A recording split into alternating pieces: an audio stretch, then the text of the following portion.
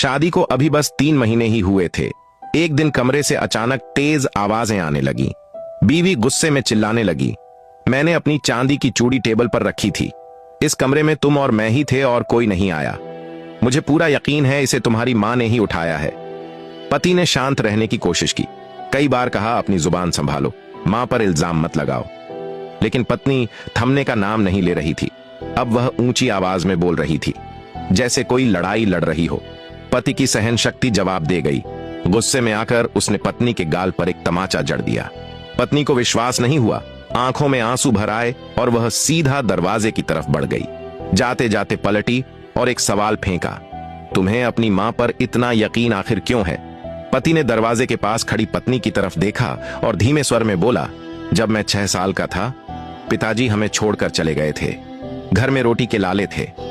मां दूसरों के घरों में झाड़ू पोंछा करती थीं ताकि मुझे एक वक्त की रोटी मिल सके। हर दिन वह एक थाली में मुझे खाना देती थी और खुद एक खाली डिब्बे को ढककर रख देती थी और कहती, इसमें मेरी रोटियां हैं, तू खा ले बेटा। मैं भी अपनी आधी रोटी बचाकर कह देता, मां मेरा पेट भर गया। और मां उस बची हुई रोटी से अपना पेट भरती थी। आज जब मैं 2 वक्त की रोटी कमा रहा हूं तो क्या मैं यह भूल जाऊं कि मेरी मां ने अपनी भूख मारकर मुझे बड़ा किया, जिसने अपने हिस्से की रोटी मुझे दे दी थी? क्या वही मां अब बुढ़ापे में एक चूड़ी के लिए लालची हो जाएगी? क्या वह अब इस उम्र में चोरी करेगी? यह सोच भी नहीं सकता। यह शब्द दरवाजे के पीछे खड़ी मां भी सुन रही थी। उसकी आंखों से आंसू बहने लगे, मगर वह आंसू गर्व और संतोष के थे। मां के लिए एक कमेंट जरूर करें।